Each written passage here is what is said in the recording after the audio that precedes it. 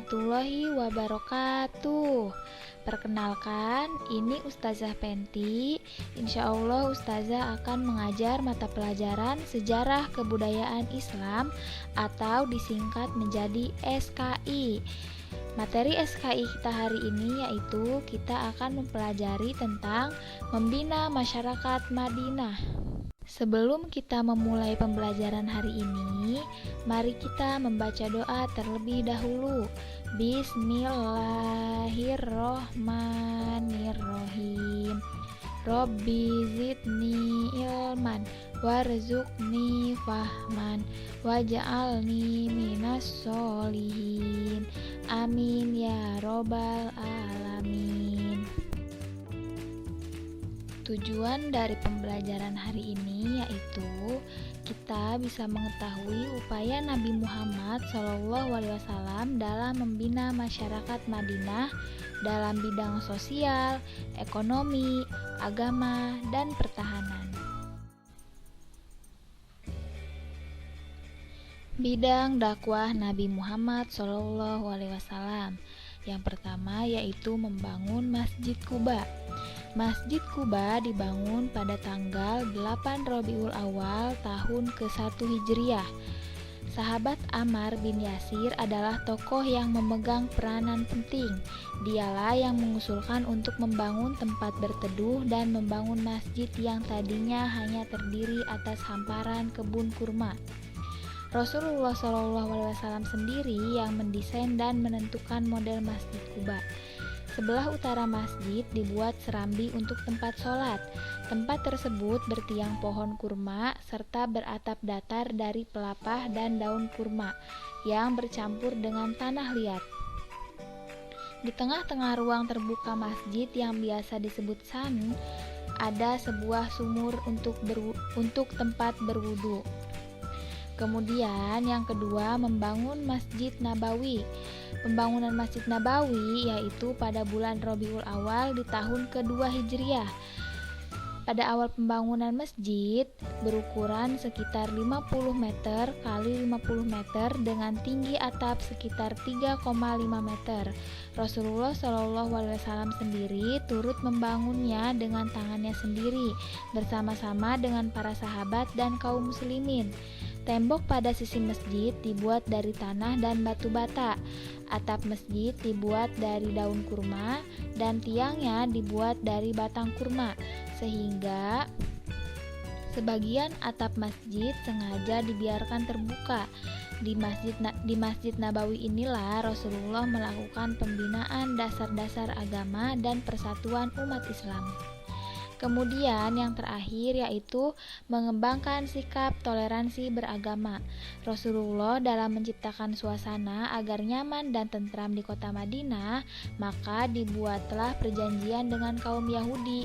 Dalam perjanjiannya ditetapkan dan diakui hak kemerdekaan tiap-tiap golongan untuk memeluk dan menjalankan agamanya sendiri. Bidang sosial kemasyarakatan. Yang pertama yaitu mendamaikan suku Aus dan suku Khazraj. Rasulullah SAW melakukan perdamaian antara dua suku besar di Madinah yang sekian lama berseteru. Dua suku tersebut adalah suku Aus dan suku Khazraj. Upaya perdamaian tersebut dapat diterima dengan baik hingga kedua suku tersebut bersatu untuk mendukung perjuangan Rasulullah.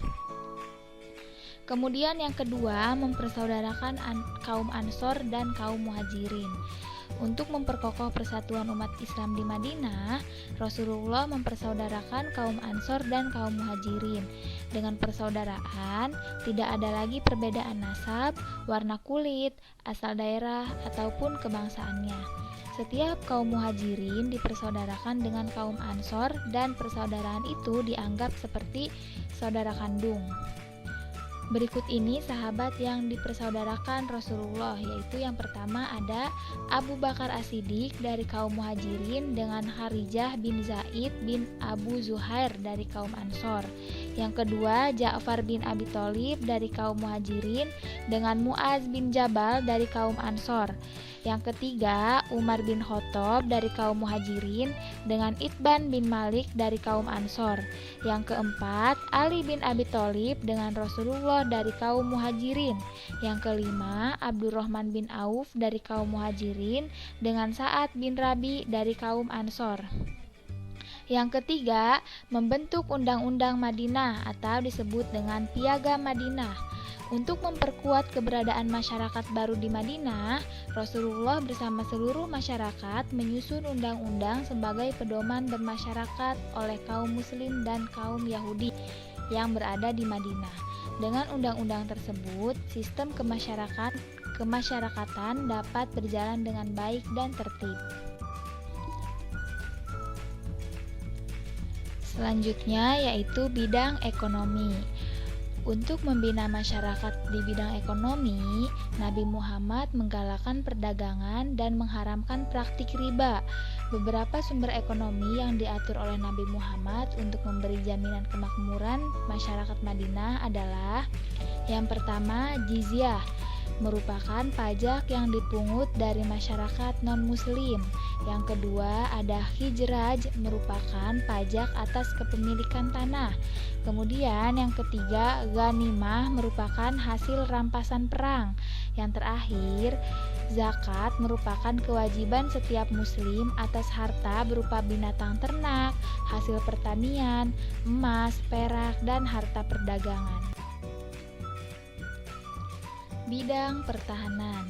Rasulullah SAW mengangkat para pejabat yang membantu beliau dalam menjalankan tugas pemerintahan, seperti muawin atau wazir yang bertugas sebagai wakil Rasulullah dengan mengangkat Abu Bakar As-Siddiq dan Umar bin Khattab. Yang kedua, wali dan amil yang bertugas sebagai penguasa wilayah tertentu. Rasulullah mengangkat Bazan bin Sasan sebagai wali di Yaman dan Abu Dujana sebagai amil di Madinah dan lain-lain. Qadli atau hakim yang bertugas sebagai pemutus perkara-perkara masyarakat atau warga negara muslim maupun non-muslim. Rasulullah mengangkat Ali bin Abi Thalib sebagai qadli di Yaman dan Abdullah bin Naufal sebagai qadli di Madinah. Yang keempat yaitu pejabat administrasi yang mengurus administrasi negara dan kebutuhan masyarakat. Kita hari ini sudah selesai dan sekarang Ustazah akan memberikan tugas untuk kalian. Tugasnya yaitu kerjakan di buku paket SKI halaman 14 yang bagian PG, difoto dan dikirim ke WA Ustazah Penti. Kerjakannya langsung di buku paket ya. Baiklah, cukup sekian pembelajaran hari ini. Jangan lupa untuk mengisi absen di kolom komentar dan kerjakan tugasnya ya. Wassalamualaikum warahmatullahi wabarakatuh.